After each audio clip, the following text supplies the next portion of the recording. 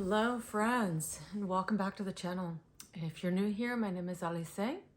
Thank you for joining me, and today's video is going to be about this full moon in Gemini that's happening as we speak, as I'm making this video, which is November 27th, 2023. And the full moon happened at 4:15 a.m. Eastern Standard Time, so you can translate that to wherever you are in the world. So we all know with full moons, this means the moon is opposing the sun. And this full moon is at 4 degrees, 51 minutes of Gemini, which means that the sun's at 4 degrees, 51 minutes in Sagittarius. So where is this axis in your natal chart? What houses do the sun and moon fall in? Because this is going to be the aspect of life where you're experiencing some kind of completion, some kind of you've been wrapping up information, and this is really actually creating space for something new coming at the new moon in Sagittarius. So whenever we're talking about Gemini and Sagittarius, we're talking about really this part of our consciousness that wants to go out there and learn really from connecting with other people, with information, people, places, things. And this is where when you think about how the wheel of consciousness unfolds, we emerge out of the womb in Aries. And, you know, this is just this instinctual nature that we have according to who we are on a soul level and how we are connected to source and an expression of source, a drop in the ocean, right? And with Taurus and Scorpio, then Taurus, we're really looking at, well, I've instinctually acted on behalf of who I am, and then what did I receive back? This is yin, right? So is that really effective in regards to my needs, Venus, as it rules Taurus? My internal needs, and what do I need? How do I need to be resourced? This is going to be dependent upon our soul exploration, our soul purpose for being here in this incarnation, expressing this consciousness as an individual, and you know, our evolutionary path in this lifetime. This is what resources us, and we internally sense it, right? And so we get to kind of take a step back and look at, well, how I've been acting on behalf of my needs and my desires. Is this actually, am I receiving back that which it is I'm really going for, right? And then with Gemini and Sag, then we're like, okay, well then I need to go out and connect with all kinds of different information, different people, different places. And this is, the different places can be associated with Sagittarius, right? Different cultures, different places in the world, right? Different ideas, different belief systems, different, could be expression, different art. You know, I find that Gemini is often very prominent in really prominent artists or people that are very, very particularly creative in whatever it is they do. They have a lot of Gemini there. Gemini is about expressing, connecting, and sharing information. It also has to do with our neighbors, our neighborhood. So our immediate environment, what is immediate, right? And then Sagittarius is more kind of those far off adventures in consciousness, philosophically or even physically, right? Different cultures, different places of being, different climates. So more associated with long journeys. So when we have a moon moving into Gemini, opposing the sun in Sagittarius, remember that the moon's been traveling around the sky or around the earth, right? And different archetypes, so different signs, and picking up information and sensing information on a feeling level. And what is the moon? But it is assisting us to really look at how we feel about the information that we're receiving from the quote unquote external world. What reflections are we getting back? We can definitely look at that too, because the moon's nodes are in Libra and Aries. And so this is really obsessing, you know, whatever information I'm getting from the reflections in the outside world. What does that really mean to me? You know, and what is it, how is this information resourcing me to really look at my own internal relationship to myself and my own needs, my own desires, and then how I'm taking action on those. And remembering that Gemini and Sagittarius is really assisting us. It actually is the function of our consciousness that is meant to support our personal evolutionary journey, and also meant to support how we're going to build our internal reality, Cancer, Capricorn, right? How we're going to structure, how we personally naturally structure our reality based on the meaning that we give things, and based on the information that comes to us in those reflections, right? But then how we create meaning about that information. That is actually what actually supports the structure of our internal reality, and then naturally then supports the structuring of our external reality. So we structure our external reality based on our own ideas, our own beliefs, and how we sense what we feel about information. What feels correct to us, or more in alignment with our own truth, our own needs, and our own desires. And this is why, you know, there can be so many different truths out there, because ultimately the truth supports all truths, because all truths are assisting us uniquely in our own evolutionary momentum, our own evolutionary journey. So what's right for one person isn't necessarily what's right for everyone, right? And so this is where, when we look at Gemini, it's always about this and that. It's not this or that, it's this and that, because it's like, even the things that seem to contradict or do not seem true to us, it actually supports what is true by reflecting something opposite and assisting us to really vividly see the differences and look at, this really supports my reality, this really doesn't support my reality. And we get to construct our own reality. I mean, we naturally do this. And so this is why there are some that we really, really connect to, and some that we just really don't connect to.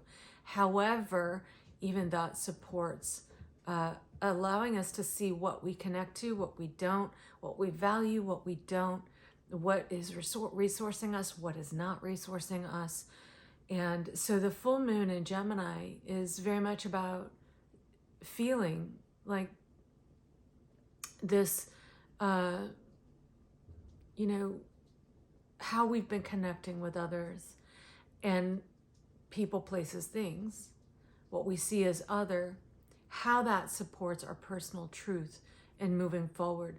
It's really, you know, important right now because, or I believe it's important because we're going to have Neptune going direct at 24 of Pisces on December 6th. And this is important because Neptune is square the galactic center. So it's actually going direct on the degree that's in square to the galactic center. So I really feel like this is a dissolving of collective stories that we've been playing out on an individual level, but also on a level in our neighborhood, in our community, in our country, around the globe. These are, you know, stories we've all been playing out, archetypal stories, and how we relate to those archetypes. And I think that there's something that's dissolving about that. And so this is important because Sagittarius and Pisces are both mutable signs, and they do square each other in the natural wheel. So yet, interestingly, they're both ruled by Jupiter. So Pisces is ruled in a dual rulership, Neptune and Jupiter, right? And Jupiter is the ruler of Sagittarius. And so this is really about our personal story, our personal belief system, Sagittarius, and then how that is then a contribution to the collective story. And yet also, you know, it's a square aspect. So this is a tension that we harness around what feels actually correct for me in regards to the collective story, and what doesn't feel correct for me in my personal story, my personal truth. And so Neptune going direct, square the galactic center, I think there's something dissolving about how we've been playing these stories out. And that's great, because it means we're graduating. We're graduating from a certain expression of these archetypal stories, the way that we've related to them, that means then that we can actually up level to the next level of how we're actually really telling our story internally and externally. And so it's important, I really feel. And what's interesting is in this full moon chart, at the full moon, Mercury's in Sagittarius, and it's square Neptune. So this can really be, and remember, Mercury rules this Gemini full moon. So this is important. We want to look at the rulers of the full moon, right? And that means Mercury. And Mercury is square exactly this Neptune retrograde. So this can really be like looking at, what information am I getting, and the way that I'm perceiving this information from people, places, things, and that I've been perceiving information really for the last 6 months since the new moon in Gemini. What information have I been getting? How do I sense it? How do I make meaning of that? And what is that telling me about me? And then also, you know, what is it telling me about my environment, people, places, things that either are coming to completion, we've gotten what we need, or we're not getting what we need, we're coming to completion, right? So that could be part of what's happening in this full moon. So interestingly also, the sun in Sagittarius and Jupiter retrograde in Taurus are basically in a waxing quincunx. So there's an adjustment in regards to our personal truth, and then also, you know, what truths are supporting our inherent value and values. Because remember, Taurus is very much about really going internal and assessing, is what's going on here, is this valuable to me? Is this resourcing me? Or is this depleting my energy? Is this actually magnifying things to me that I desire, or is this magnifying things to me that I do not desire? Is this increasing my joy and happiness and bountifulness and, you know, abundance, or is it something that diminishes it? So with a full moon, we can be really coming to completion about that. And so, you know, Venus is coming pretty darn close to the nodes of the moon. So it's at 21 degrees in Libra, and then the nodes are at 24 of Aries Libra. So Venus is passing over the south node. So this could be really seeing like about our resources and our environment, from our people, places, things, anything we're relating to, anything we relate to in the outside world, Yang, Venus, Libra, right? So is it really resourcing me, or is it not? Is it something that I need to do some pruning? You know, I need to actually eliminate some of this stuff, even if it's within our own minds, that we realize just isn't serving us. The way that we're creating meaning with it, the information we're getting, you know, are we sorting it out in a way that's really supporting us, you know? And again, this could be even our self-talk, how we're really telling our story on the internal level. And then also, what are our feelings telling us? What story is our feeling telling us? Because this is the moon. And the moon, remember, I mean, it's the fastest moving planet in the chart. So it's always really giving us a lot of information around, well, why would I feel this way? Because if I feel this way, that means I have some kind of definition I've taken on about this specific thing. And is that definition actually true? And is it really the meaning that I'm creating from that? Is it serving me? Is it serving my purpose? If not, we can come into completion. And so this is one definite reason to be following the moon, seeing how the moon is moving over your natal planets, checking out your dreams as the moon's moving around your chart. This can give really important information for you.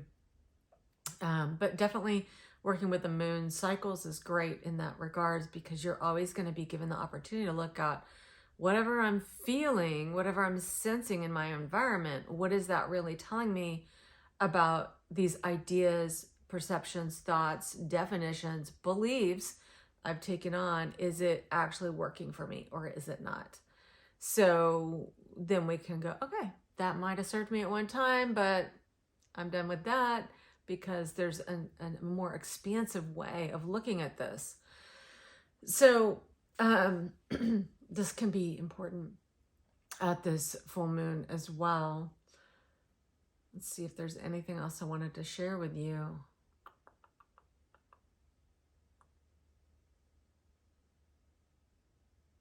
Venus is also interesting because it's in a quincunx with Uranus retrograde in Taurus. So again, this could be some detaching from things that are really not resonant for us, people, places, things. It could also be integrating things, or kind of an adjustment that's necessary in how we're valuing ourselves and how we're valuing the people, places, things in our lives. There could be adjustments that need to be made in order to integrate our values, what we, the insights we've been getting around what we really value and what is really actually valuable to us, what is resourcing us.